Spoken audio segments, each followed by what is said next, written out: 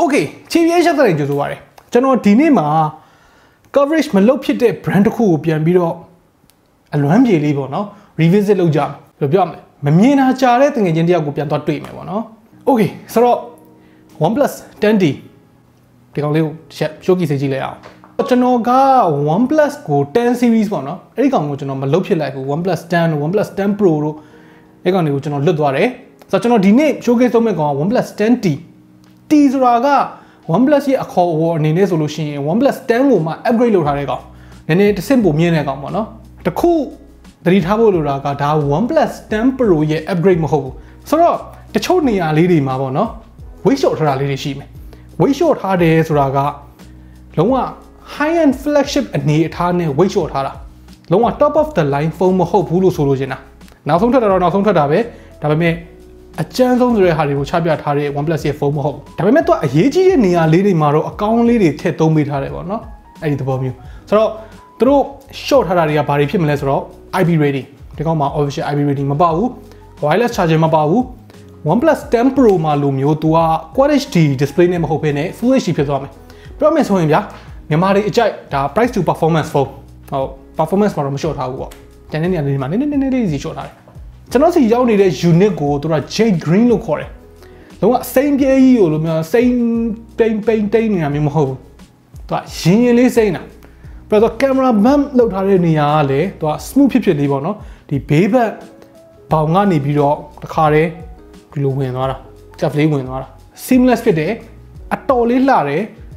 ဒီကောင်ကိုကြည့်လိုက်လို့ရှိရင်ပြောင်လေးနဲ့အီဆိုလေးအဲ့လိုခံစားချက်မျိုးတွေရတယ်ဆိုတော့ပထမအဆုံးကျွန်တော် OnePlus 10T မှာသတိထားလိုက်မိတာဒီကောင်မှာ silent switch မပါတော့အဲ့ဒီ switch ကိုသူတို့ OnePlus ကစကတည်းကသုံးလာတာ OnePlus 1မှာကတည်းကသုံးလာတာအဲ့ဒီ silent switch မပါတဲ့ပထမဦးဆုံးဖုန်းကဒီ OnePlus 10T ပဲပြီးတော့အနောက်မှာဒီ camera မှာပေါ့နော် Hasselblad ဘာညာအဲ့ဒီ branding တွေလည်းမတွေ့ရဘူးပြီးတော့ဒီ camera app ထဲမှာလည်း Hasselblad ရဲ့ theme ပေါ့နော်သူတို့ရဲ့ color science လေးတွေလည်းမပါတော့ build quality နဲ့သုံးထားတဲ့ဒီ material ကတော်တော်လေး minimal ဖြစ်တယ် OnePlus 10 Pro မှာလိုမျိုးသူက curve screen တွေပါတယ်မဟုတ်ဘူးသူက flat ပဲ 6.7 inches ဆိုတော့ပုံမှန် flagship size လို့ပြောလို့ရတယ်ပေါ့နော် weight က 204 grams ဆိုတော့ပြမယ်ဆိုနည်းနည်းလေးပေါ့တဲ့အထဲမှာပါတယ်ဟိုဒီဘောကလည်း204 gram ပေါ့တယ်လို့ပြောရတဲ့အနေအထားတွေဖြစ်နေပြီသူ size ကြီးနဲ့ရှင်လိုက်ရင်တော့ပေါ့ပါတယ်ဗျာဆိုတော့သူက display 6.7 inches ကို AMOLED 120Hz Gorilla Glass 5နဲ့အုပ်ထားတယ် Gorilla Glass Victus Plus တွေမဟုတ်ဘူးဒီနေရာမှာလည်းအလုံးအကျွန်းတွေမလုပ်ထားဘူးသူရဲ့ display က flat display ဆိုတော့ကြည့်လိုက်ရင်တော့အရင်ကြီး sexy မဖြစ်ဘူးဆိုပေမဲ့တကယ်တမ်းကန်ရတာတော့နည်းနည်းပိုအဆင်ပြေတယ်ကြည့်လေးပိုဖြစ်တယ်ပေါ့နော်ဒီ panel quality က flagship level ဝင်တယ် color တွေ contrast တွေ brightness တွေပြောစရာမရှိဘူးအကုန်အဆင်ပြေတယ်ပြီးတော့သူ့မှာ LED display fingerprint ပါတယ်ညံတယ်အလုပ်ဖြစ်တယ် optical speaker အနေနဲ့မှာလည်းသူက stereo speaker ဖြစ်တယ် speaker ကလည်းတော်တော်ကောင်းနဲ့မှာပါတယ် weight မလျှော့ထားဘူးဆိုတော့အခုထိကျွန်တော်ကြည့်ရတဲ့လောက်ထဲမှာနေ့စဉ်သုံးတဲ့ component တွေထဲမှာ weight မလျှော့ထားဘူးလို့ပြောလို့ရတယ်ပြီးတော့ weight မလျှော့ထားတဲ့နောက်တစ်ပိုင်းက SoC မှာကျတော့ OnePlus ရဲ့လက်ရှိဖုန်းတွေထဲမှာအကောင်းဆုံးပဲ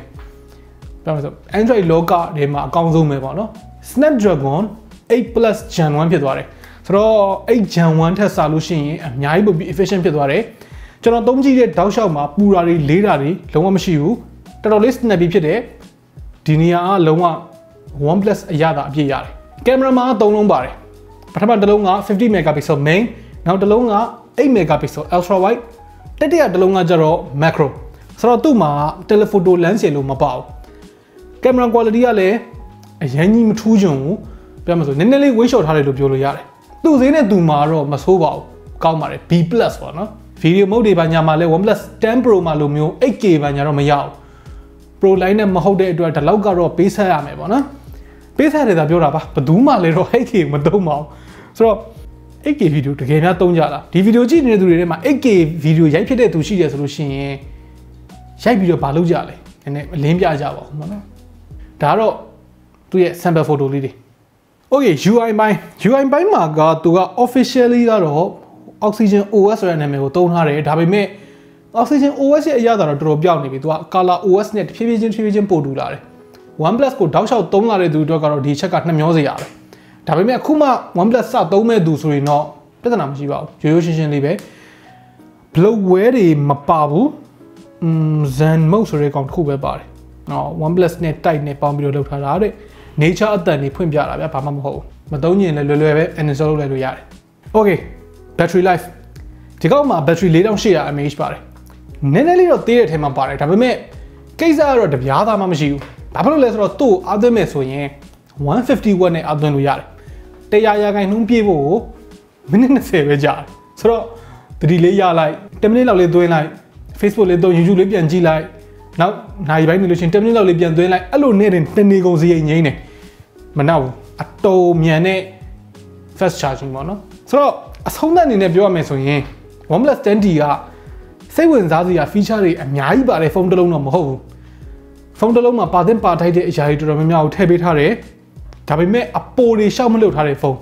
ဒီလိုဖုန်းမျိုးကို review လုပ်ရတာကျွန်တော်တို့ကတော့နည်းနည်းလေးပြင်းစရာကောင်းတယ်ပုံမှန်လေးပြောရင်ဒါပေမဲ့ဒီလိုဖုန်းမျိုးကအဓိပ္ပာယ်ရှိတယ်အခုလိုမျိုးဈေးတွေမိုးမျောနေတဲ့အချိန်မှာ flagship SoC ကိုလည်းရကျင်တယ် game အရင်ဆော့တယ်ဈေးလည်းအရင်မသုံးချင်ဘူးဆိုလို့ရှိရင်တော်တော်ကောင်းတဲ့ရွေးချယ်မှုလို့ပြောလို့ရတယ်ဆိုတော့ခင်ဗျားတို့ရောဒီ OnePlus 10T ကိုဘယ်လိုမြင်လဲအောက်က comment ထဲမှာထုံးစံနဲ့ဝင်ရောက်ဆွေးနွေးရင်းခုံတော်လို့ရပါတယ်နောက်နေ့မှတွေ့တာပေါ့